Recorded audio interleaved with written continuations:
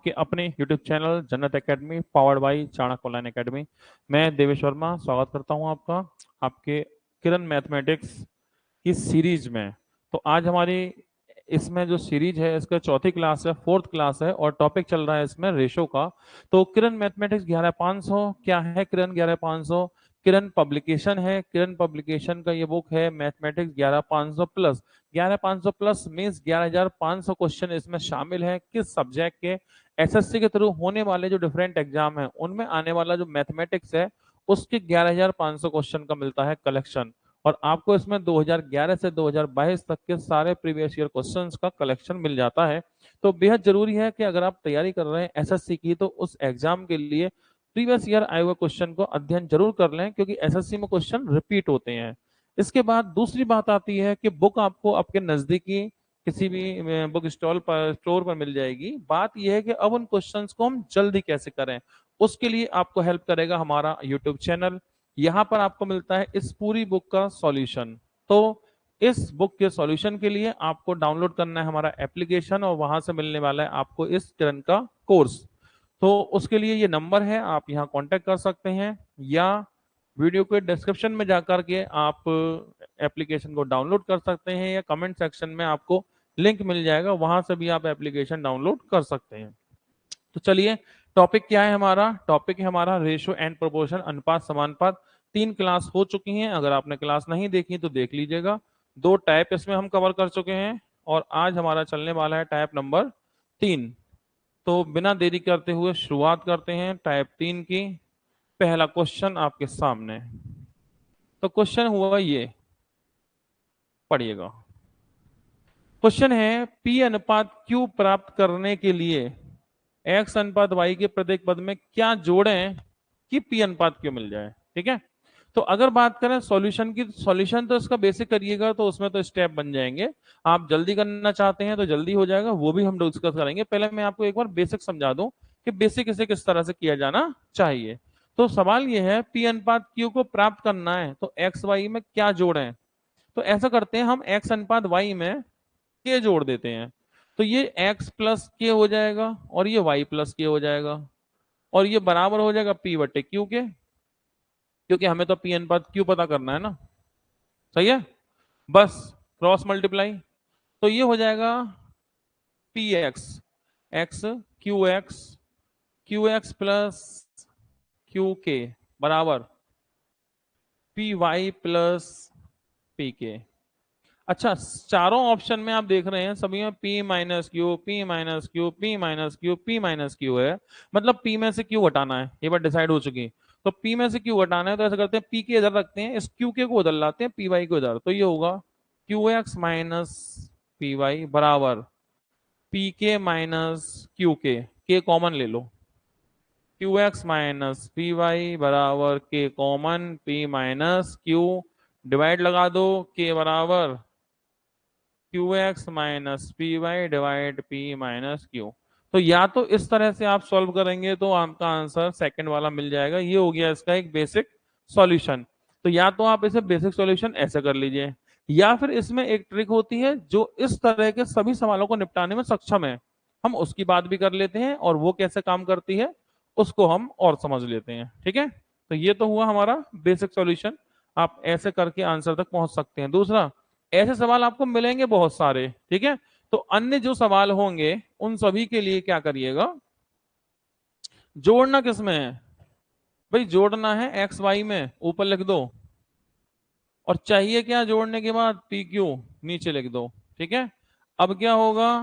कैंची गुणा Q X P Y, Q X minus P Y, Q X minus P Y divide इनका अंतर P minus Q, ये जोड़ना है आंसर सेकंड। तो इसके अलावा जो और क्वेश्चन आएंगे उन्हें इस तरह से भी निपटाया जा सकता है, तो ये भी एक तरीका होगा, तो इसको भी आप यूज कर सकते हैं। तो हम दोनों बातें लेके चलेंगे, तो कई सारे क्वेश्चन हम इस डिफरेंस के आधार पर भी निपटा देंगे। ठीक है, आ रहा है सभी को समझ में? बहुत बढ़िया। तो दोनों बातें क्लियर हो गई, अगले सवाल की तरफ बढ़ते हैं। तो क्वेश्चन ये आया, क्वेश्चन ये है, दो कारों की चालों का अनुपात 5:4 है। तो समान दूरी तय करने में समय का अनुपात क्या होगा? तो याद रखिएगा, जब दूरी समान होती है तो चाल समय का उल्टा अनुपात होता है। यानी चाल का अनुपात 5:4 है तो समय का अनुपात 4:5 ही होगा। ठीक है, तो इसमें ज्यादा एफर्ट लगाने की जरूरत नहीं है, ये याद रखना है। दूरी समान होती है तो चाल समय का उल्टा अनुपात। जैसे आपके घर से आपका कॉलेज, दूरी समान है, कॉलेज रोज बदल नहीं रहा, घर रोज बदलते नहीं है, दोनों क्या है, समान दूरी पर है। जिस दिन आपकी चाल ज्यादा होगी उस दिन आपको समय लगेगा कम, और जिस दिन चाल होगी कम उस दिन समय लगेगा ज्यादा। कैसा हो गया? उल्टा अनुपात। तो अगर चाल का अनुपात 5:4, समय का अनुपात 4:5। क्लियर? बेहद आसान प्रश्न। और अगला प्रश्न,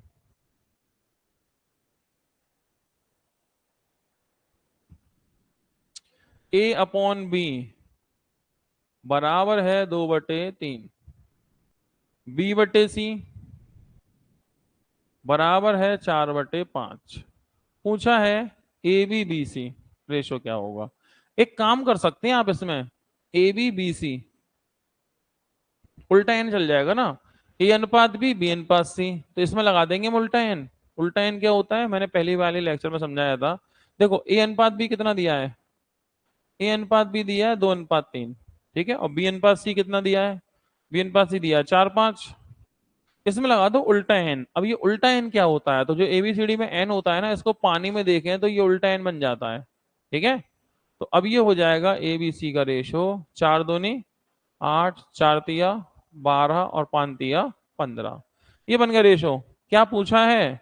A+B अनुपात B+C, A+B अनुपात B+C, ये रेशो चाहिए हमें। तो A+B जोड़ दो ना, 12 और 8 20, B+C 15 12 27, 20:27, यही आपका रेशो है। ठीक है, और पूछा है रेशो क्या होगा, रेशो यही होगा, यही हमारा आंसर है। ठीक, आगे बढ़ते हैं। बेहद आसान, थैले और जूते के दाम, थैले का और जूते का दाम दिया है 7:5। मतलब थैला 7 रुपए का, जूता 5 रुपए का। देख रहे हैं, जूते से महंगा थैला है। अच्छा ये स्कूल का थैला है, ओके ओके, तो महंगा होगा ही होगा।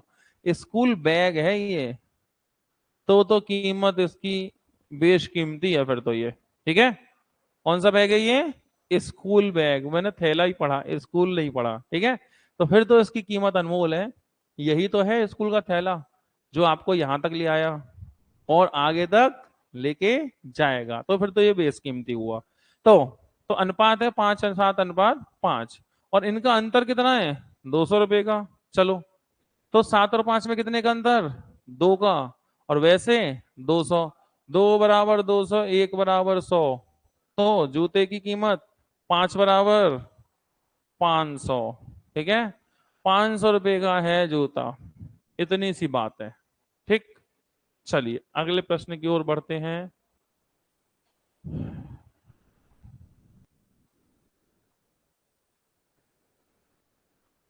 एक विद्यालय में लड़के लड़कियों का अनुपात है 5:3।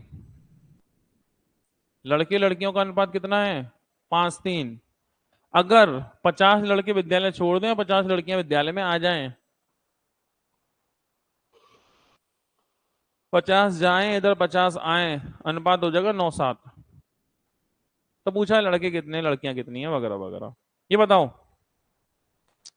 इधर कुछ लोग बैठे हैं इस साइड, कुछ लोग बैठे हैं इस साइड।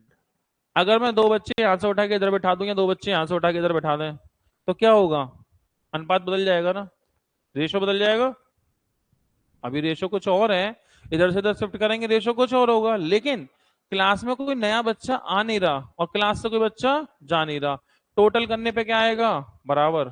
टोटल तो बराबर होना चाहिए ना। तो देखना ये कितना है, 9 और 7 16, और ये 5 और 3 8, 2 से गुणा करो, 10 6। अब हो गया 10 और 6 16, 9 और 7 16, अब तो बात बराबर हो गई ना। तो अब देखो 10 से 9 कितना कमी हुआ, 1 यूनिट। 6 से 7 कितना बढ़ गया, 1 यूनिट। 50 कम हुआ, 50 बढ़ा, 1 कम हुआ, 1 बढ़ा, मतलब 1 बराबर। एक यूनिट बराबर 50 बच्चे। पूछा है लड़के कितने हैं, लड़के कितने यूनिट हैं? 10 यूनिट। 10 यूनिट बराबर 500 बच्चे। तो विद्यालय में कितने लड़के हैं? विद्यालय में 500 लड़के हैं। इतनी सी बात है।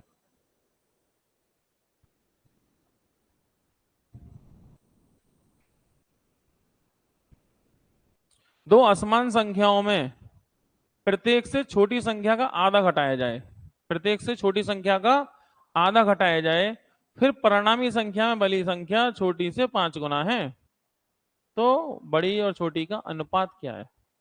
या तो ऑप्शन में से ही पकड़ लो, जैसे 2 1 है, ऑप्शन पकड़ सकते हो। 2 1, छोटी का आधा, 1 का आधा, 0.5 इसमें घटाओ, 0.5 इसमें घटाओ, ये बचेगा 1.5 और ये बचेगा 0.5। क्या ये इससे 5 गुना है? ये तो 3 गुना है। और राइटर क्या बोल रहा है, कितने गुना हो जाएगी? 5। तो ये आंसर नहीं होगा। ये नहीं होगा तो अगला होगा। 3 2, छोटी का आधा, छोटी कौन है? 2। 2 का आधा, 1 इसमें घटाओ, 1 इसमें घटाओ, ये 2 होगा, ये 1 होगा। क्या ये इसका 5 गुना है? ये तो दुगना हुई, तो ये नहीं होगा। कौन होगा? ये सी होगा। देखो, 3 1 का अनुपात है। छोटी कौन है? 1। 1 का आधा, 0.5। 0.5 इसमें घटाओ, 0.5 इसमें घटाओ, ये बचा 2.5 और ये बचा 0.5। क्या 5 गुना है? 5 5 25, 5 गुना तो है ही है। यही आंसर है। तो बेहतर है कि अगर ऑप्शन भी लगा लो तो भी कोई बुरा नहीं पड़ेगा सवाल। ऑप्शन से भी ठीक है। सॉल्व करना चाहे तो सॉल्व कर देते हैं, वो भी कोई दिक्कत नहीं है, अभी कर देते हैं। तो मान लो संख्या का अनुपात कितना है? एक्स अनुपात वाई। छोटी का आधा घटा दो दोनों में से, तो इसमें घटाओ x - y/2, और ये हो गया y - y/2। दोनों में से छोटी का आधा। और अभी बड़ी संख्या छोटी का 5 गुना है, तो इसमें गुणा किससे हो लेगा? 5 से हो लेगा। तो x - y/2 बराबर 5 गुणा y/2। तो 5/2 इसको उधर ले जाओ, 5 और 1 6/2। तो x बराबर 6/2, y मतलब 3। x बराबर 3y, x/y बराबर 3/1, मतलब 3:1। लेकिन इतना बड़ा सवाल नहीं कि सॉल्व करें, आप इसे ऑप्शन से वेरीफाई कर लें, वो भी एक बेहतर विकल्प हो सकता था, वहां भी कोई दिक्कत नहीं। तो 5/2 है, इसको उधर ले जाओ, 1/2 प्लस में होगा 5/2, 1/2 5 और 1 6/2 मतलब 3, और 3 का 3:1। ये भी तरीका ठीक है। अगला क्वेश्चन।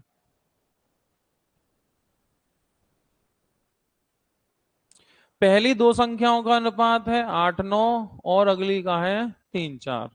तो पहली दूसरी का 8 9, फिर उसका कितना है? 3:4। या तो उल्टा एन लगा दो, या तो उल्टा एन लगा दो। भाई ए बी का रेशो दिया है और बी सी का रेशो दिया है, ऐसे लगा दो। 8 तिया 24, 9 तिया 27 और 9 चौक 36, 3 से काट दो। 8 9 12। ये तरीका हो सकता है रेशो पे आने का, लेकिन उल्टे एन से भी काम चल जाएगा, या फिर आप खुद ही लॉजिक लगा सकते हो अपना। क्या लॉजिक लगाओगे? लॉजिक ये लगाओगे कि इसमें बी की वैल्यू 9 है, इसमें बी की वैल्यू 3 है, 3 से गुणा करके इसमें 9 बना देते हैं ना। 9 और 3 चौक 12। अब रेशो आ गया सीधे ए बी सी का। ए की वैल्यू 8, बी की वैल्यू 9, इसमें बी की वैल्यू 9 और सी की कितनी 12। ऐसे भी रेशो रेशो बना लो कैसे भी करके। अब इनका गुणनफल कितना है? 2400। और क्या बताया था गुणनफल में क्या लगाते हैं? पिछली 2 क्लास में लगातार बताया गया गुणनफल में लगाया जाता है एक्स। तो इसका मतलब ये जो संख्या है एक्स मान के चलोगे, और गुणनफल है किसका? पहली का और तीसरी का। तो पहली संख्या 8x, ये 9x और ये 12। पहली तीसरी 8x गुणा 12x बराबर 2400। 8 तिया 24, 12 दूनी 24, 12 पंजे 60। एक्स स्क्वायर बराबर 25 और एक्स बराबर 5। अब सवाल, तीनों का योग कितना है? तो तीनों को जोड़ो। 12 और 8 20 और 9 29x, एक्स बराबर 5 145। इन तीनों संख्याओं का ये योग हुआ। ठीक है।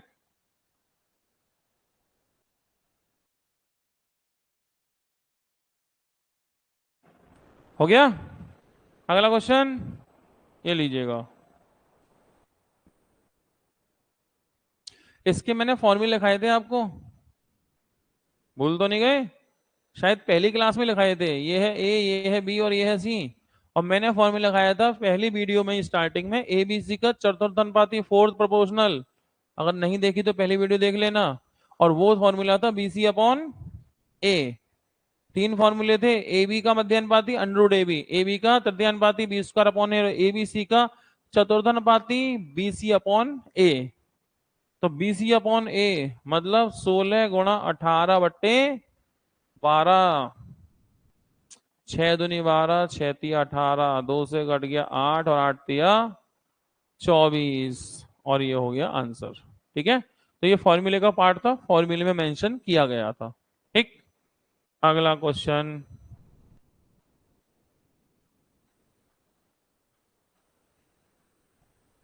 पूरे विश्व में भूमि का जल का अनुपात 1:2 है।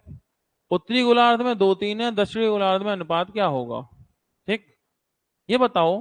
पृथ्वी जो है, विश्व जिसे हम पृथ्वी कहेंगे, भाई दो हिस्सों में बटा हुआ है, ये उत्तरी गोलार्ध और ये दक्षिणी गोलार्ध। ठीक है, तो इससे हो गए। तो ये आपका नॉर्थ हेमिस्फीयर हो गया, साउथ हेमिस्फीयर हो गया, ये इसका बीच का मिडिल पॉइंट हो गया। तो जो इसका एरिया होगा, इस लाइन से ऊपर आधा एरिया, इस लाइन से नीचे आधा, तो आधा एरिया ऊपर आधा एरिया नीचे। तो जब पूरे विश्व का एरिया होगा, वो इस ऊपर वाले हिस्से का तो डबल ही होने वाला है ना। तो पहले आप इसका रेशो मान लो। जैसे पहली बात तो संख्या ऐसी हो, 2 और 1 3 से कटे। दूसरी बात 3 और 2 5 से कटे। इनसे कटेगी तभी तो आंसर जल्दी आएगा। भाई 1:2 है, 2 और 1 3 से कटनी चाहिए, 3 और 2 5 से कटनी चाहिए। इसके अलावा इस पॉइंट पे आके एरिया कैसा होता है, आधा आधा। एरिया कैसा हो जाएगा, आधा आधा, मतलब 2 से और कट जाए, कुल मिला के भैया एरिया होगा 30। अब 30 एरिया में, इस 30 एरिया को, पूरा एरिया कितना है ये 30, तो इस 30 को बांटना 1:2 में। तो पूरी पृथ्वी का अनुपात बनाओ, 1:2 में 30 बांटो, 10 और 20। अच्छा, ऊपरी हिस्से का एरिया 15 ऊपर का होगा, 15 नीचे का होगा, जाहिर सी बात है, 30 है तो 10 20 हो गया पूरे का। अब ऊपर वाले हिस्से में एरिया कितना है, रेशो 2:3। इस 15 को 2:3 में बांटना जरा, 3 और 2 5, 5 = 15, तो 1 = 3, तो 2 = 3 दूनी 6 और 3 × 3 = 9। तो ऊपर के हिस्से में जब 15 को बांटोगे 2 3 में, तो कितना होगा, 3 और 2 5, 5 × 3 = 15, 3 दूनी 6 और 3 × 3 = 9। ऊपर के हिस्से में 9 और 6 और 9 है, ऊपर के हिस्से में 6 और 9 है। और पूरी पृथ्वी पे 10 और 15 है, 20 है। तो बताओ, पूरी पृथ्वी में जमीन 10 है, ऊपर के हिस्से में जमीन 6 है, तो बाकी जमीन कहाँ है, 4 नीचे। पूरी पृथ्वी पे पानी 20 है, ऊपर पानी 9 है, तो बाकी पानी कहाँ है, 11 नीचे, 4 11। यही आपका आंसर है। ठीक है, तो दक्षिणी गोलार्ध में जो पानी का, भूमि और पानी का अनुपात है वो 4:11 है। यही पूछा गया है कि अनुपात क्या है, अनुपात 4:11 होने वाला है। कहां पर, दक्षिणी गोलार्ध में। ठीक है, हो गया।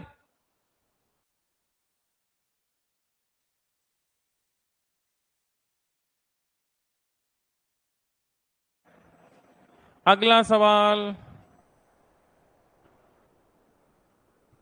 बेहद आसान। कई बार तो ऐसा लगता है कि ना ये हमारे पेपर में आ गए होते तो अब तक तो 5 7 साल के पैसे सैलरी के खाते में आ गए होते। देख रहे हो लेवल। लेकिन अब भी वक्त है, जो अब आ रहे हैं ना, 5 7 साल बाद वो भी नजर नहीं आएंगे, वो भी और हाई हो जाएंगे। अभी भी वक्त है। ठीक है, पढ़ लो पढ़ लो। अनुपात कितना है इनका, 1 2 3। और एचसीएफ कितना है इनका, 12। तो संख्याएं, एचसीएफ तो कॉमन होता है, वही एचसीएफ है। तो 12 एकम 12, 12 दूनी 24, 12 दिया, लो जी आंसर। ठीक है, कितनी सी बात है बस। तो आप ये मत सोचो कि ये आसान है अब क्यों नहीं आ रहे, जो अब आ रहे हैं 4 5 साल बाद ये आसान होंगे। इसलिए पढ़ो सही से। ठीक है, तो आगे बढ़ते हैं।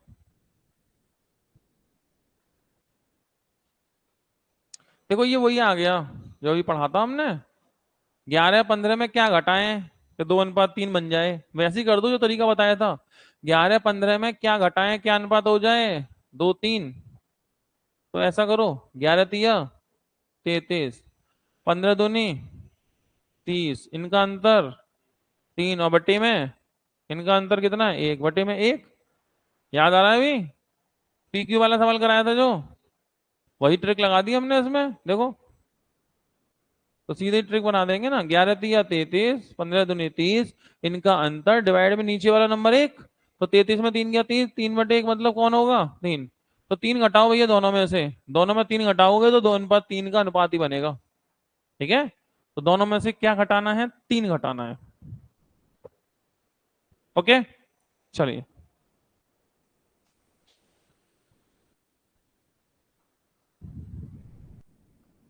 सवाल ये है 5 और 54 के बीच के दो अनुपात, दो मध्यानुपाती क्या होंगे।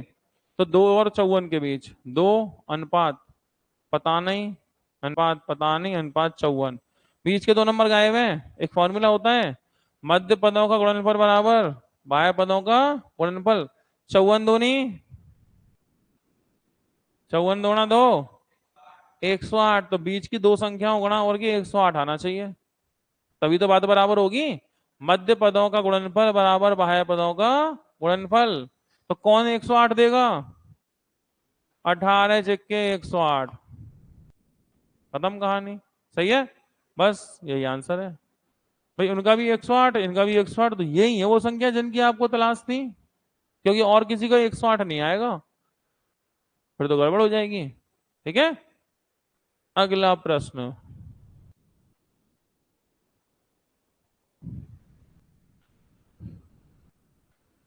सवाल ये हुआ कि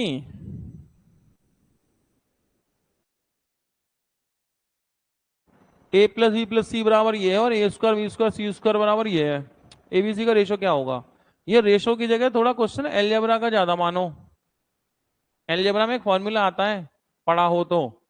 फॉर्मूला ये है कि अगर a² + b² + c² बराबर साबित हो जाए ab + bc + ca, अगर, तो इसका परिणाम ये होगा कि a बराबर b बराबर c होगा। ये एलजेब्रा का एक फॉर्मूला होता है। ठीक है, एलजेब्रा मैंने पढ़ाया था, उसमें कई सारे सवाल थे इस तरह के कि अगर a² b² c² बराबर ab bc ca हो गया, तो abc आपस में कैसे हैं, बराबर। तो एक फॉर्मूला और होता है, a + b + c का होल स्क्वायर बराबर a² + b² + c² + के 2, ab + bc + ca। होता है क्या, नहीं होता, होता ही होगा, है ना। तो होता ही है। हाँ भी नहीं बोल रहे भाई, एबीसी की वैल्यू यहाँ लगाओ, तो यहाँ लगाओ 4√3 का स्क्वायर, 4×16 = 48 हो जाएगा। 4√3 का स्क्वायर लगाओ 48, 4√3 इसका स्क्वायर। चलो ऐसा कर लो धीमे धीमे, a² b² ये होगा 16 और प्लस के 2, ab + bc + ca। अच्छा अब बताओ, 4×16, 16 16 48, 48 = 16 प्लस के 2, ab + bc + ca। 16 कम कर लो इसमें से, 16 कम कर लो 32, और 32 को 2 से काट दो तो कितना आएगा, 16 ही आएगा। 16 बराबर A B plus B C plus C ए।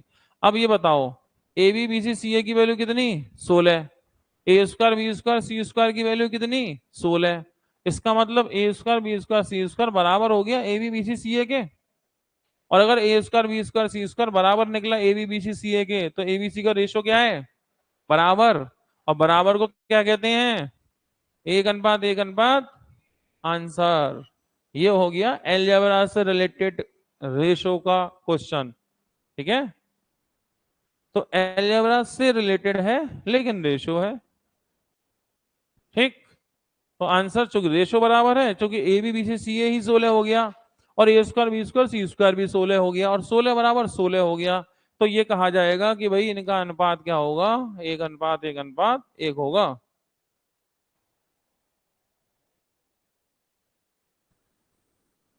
कौन सा सही अनुपात है, तो चेक करना पड़ेगा। 3 चौक 12, 3 तिया 9, 4 चौक 16, 4 तिया 12, क्या बराबर आ रहा है? सौभाग्यशाली यहाँ पहला ही सही है। पहला नहीं होता तो कोई एक तो होता ही होता। 4 3 बराबर हो गया, यही है। तो ये चांस की बात है, पहला निकले चौथा निकले, कोई भी निकले, ठीक है ना। रेशो बराबर है। या फिर ऐसा करो, मध्य पदों का गुणनफल बाह्य पदों का 16 निम्मा 144, 12 12 144, और 144 बराबर 144, ऐसे भी कर सकते थे। या तो अनुपात वेरीफाई कर लो, या फिर वही तरीका, मध्य पद बाह्य पद 16 गुणा 9 144, 12 12 144 बराबर है तो सही है। बाकी तीनों में बराबर नहीं होगा, ठीक है, इसलिए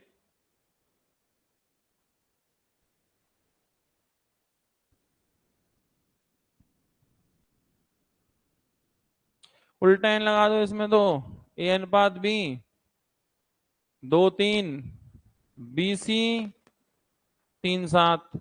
तो ये तो देखो, इसमें बी 3, इसमें बी 3, तो इसमें काहे का उल्टा एन, सीधे रेशो हो गया 2 अनुपात 3 अनुपात 7। भाई 3 3 बी बराबर है, इसमें 3 और 3 बराबर है, तो फिर तो सीधे ही होगा। रेशो उल्टा एन तब लगाते हैं जब बराबर नहीं होते, जब बराबर है फिर काहे को रेशो नहीं लगाएंगे। आ गया। अब पूछा क्या है, ए प्लस बी प्लस सी, सी प्लस ए। तो पूछा है भैया ए प्लस बी प्लस सी और सी प्लस ए, कि भाई क्या होगा, चेक कर लेते हैं क्या होगा।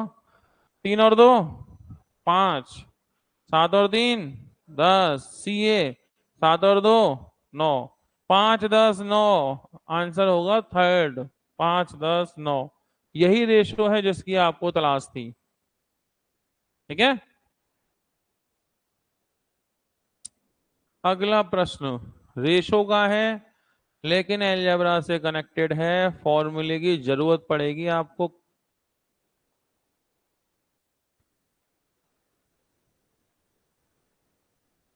फॉर्मूले की जरूरत पड़ेगी, कैसे? देखो, क्या एक फॉर्मूला आप जानते हैं कि X cube minus Y cube बराबर क्या होता है, X minus Y X square plus X Y plus Y square, ऐसा कुछ होता है? होता तो है। अगर होता है, इसकी वैल्यू इन दोनों के बराबर है।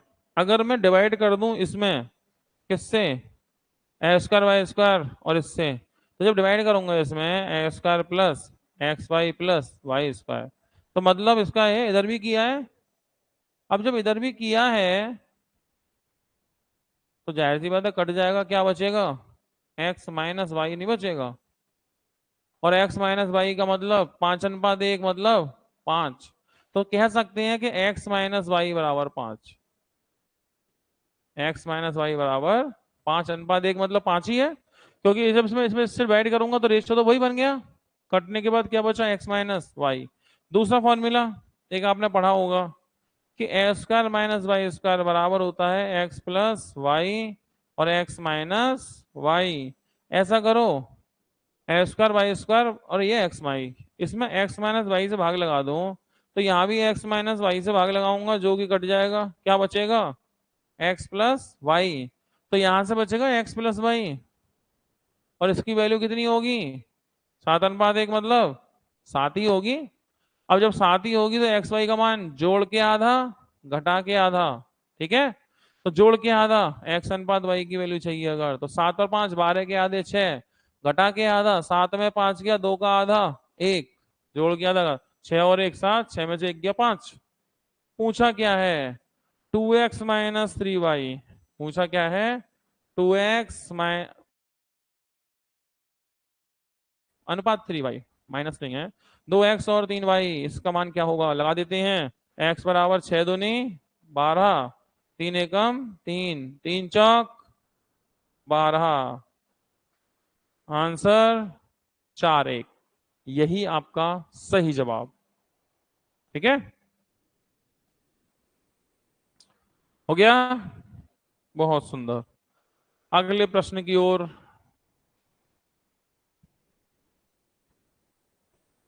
ए अनुपात बी, ए अनुपात बी बराबर 2:1, ए अनुपात सी बराबर 1:3। पूछा ABC। ये बताओ दोनों में कॉमन कौन है? ए।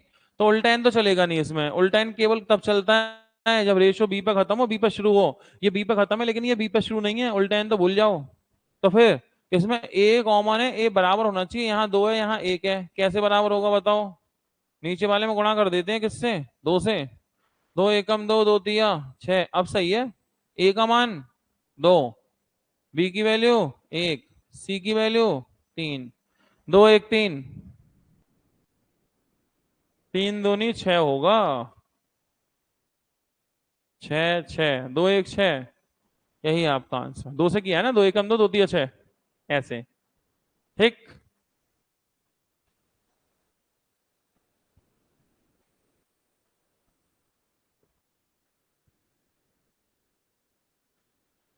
एक्स वाई जेड का अनुपात दिया है, एक्स अनुपात वाई अनुपात जेड बराबर है 2:3:5। तीनों का योग भी दे रखा है इन्होंने, X plus Y plus Z बराबर कितना है? 80। तो ऐसा करते हैं ना, 5 और 3 8 और 2 10 यूनिट बराबर 80। तो 1 बराबर 8। जब 1 बराबर 8 तो 2 बराबर 16, 3 बराबर 24 और 8 पंजे 40। तीनों वैल्यू तो आ गई। अब इक्वेशन है ये, इसमें से ए को ढूंढ के बाहर निकालना है। कौन है इक्वेशन? इक्वेशन है जेड बराबर AX-8। इसमें से ढूंढ के किसे निकालना है? ए को बाहर निकाल के लाते हैं। ठीक है, चलो कैसे आएगा ये, बुलाते हैं प्यार से। जेड का मान हो गया 40, एक्स का मान हो गया 16, 16A और माइनस के 8। 40 और 8 48, 16A बराबर 48 और ए बराबर 16 तिया 48। और इस तरह से बात बनी किस पर? थर्ड पे, यानी सी पे। समझ पाए? अगला प्रश्न, टोटल बच्चे कितने क्लास में? 132 बच्चे हैं टोटल। टोटल बच्चे हैं 132। और अनुपात है ना पास का और फेल का, वो 9:2 है। 9:2 का अनुपात है, पास होने वाले बच्चे और फेल होने वाले। तो एक काम करते हैं ना, पहले यही देख लो कितने पास और कितने फेल, बाकी को सब बात बाद की है। तो 9 और 2 11, 11 यूनिट बराबर 132। एक बराबर 11 एकम 11, 11 दूनी 22। तो 12 निम्मा 108, 12 दूनी 100। इतने पास इतने फेल। ये बोल रहा है अगर 4 बच्चे और पास हो जाते, अगर 4 बच्चे और पास हो जाते तो अनुपात क्या होता? अगर 4 बच्चे और पास होते तो बच्चे कितने पास होते बताना? 108 और 4 112 बच्चे पास होते, फेल कितने होते? अरे 4 पास ज्यादा हुए, 4 कम फेल होंगे, 20 होंगे नहीं होंगे? भाई पास कहाँ से पास करोगे? पड़ोस के गांव से? अरे इसी स्कूल से। जब 4 बच्चे ज्यादा पास होंगे तो 4 बच्चे कम फेल होंगे। तो यहाँ 4 कम 4 ज्यादा, रेशो क्या होगा? काट लेते हैं इसे, 4 से काट दो।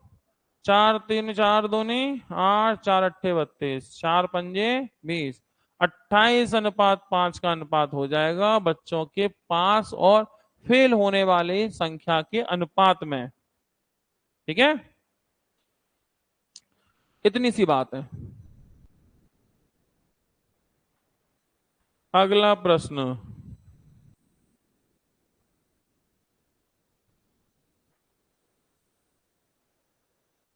किसी रेजिमेंट में युद्ध से, इस तरह का सवाल मैंने पहली क्लास में कराया था, लेक्चर 1 में। लेक्चर 1 के शुरुआती 3 4 क्लास में से इस तरह के सवाल कर रहे थे हमने। ठीक है, फिलहाल रेजिमेंट में अफसरों का जवानों से अनुपात। तो ऑफिसर जो हैं, अफसर जो हैं वो, और जवान जो हैं वो, अनुपात है 3:31। अगर 9 अफसर और 22 जवान मारे गए तो अनुपात 1:13 हो गया। तो इसमें कितने मारे गए? 9 अफसर 6 अफसर और 22 जवान, अनुपात कितना हो गया? 1:13। सुनो, अगर ये दोनों संख्या बराबर 6 और 6 होते तो मैं डिफरेंस से कंपेयर कर लेता। अगर बराबर संख्या होती कम, 22 होते डिफरेंस से कंपेयर करता, लेकिन ये अलग संख्या है तो ये डिफरेंस से नहीं होगा। तो दो रास्ते हैं इसके, मैंने बताया था, या तो इसे बेसिक कर लो, एक्स लगा दो, या फिर मैंने बताया था एक तरीका इस सवालों का, फिर वो भी लगा सकते हैं। ठीक है, तो पहले हम इसमें एक्स लगाते हैं। भूल तो आप गए होंगे, पहली क्लास में बताया था, तीसरी चौथी क्लास है, इतना तो फर्ज बनता ही है ना अपना। चलो कोई नहीं। तो 3x में 6 कम हो गए तो लोग कितने बचे, 3x-6। 31 में 22 कम हो गए, 31x-22। और अनुपात कितना हो गया इनका, 1:13। 1:13, ये लिखो 13। ठीक है, कैंची गुणा 13×3 = 39, 13×6 = 78, 31x-22। 39 में 31 गए, 8x। 78 में से 22 गया, 50×6 = 56। एक्स बराबर 8×7 = 56, 7। एक्स बराबर 7। तो पूछा है युद्ध से पहले अफसर कितने थे, 3। 7 × 21 अफसर थे पहले। या तो ये काम ऐसे होगा, या फिर मैंने तरीका बताया था इस तरह के सवालों का, पहली क्लास में ही बता दिया था, वो तरीका भी आपका इसमें बेहतर काम करने वाला है, वो की बात कर लेते हैं। ठीक है, तो यहां तक हो गया। अब सुनो कहानी सारी।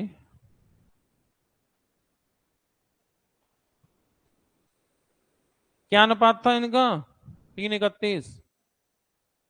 बाद में कितना बच गया, 1:31। 3:31, 1:13।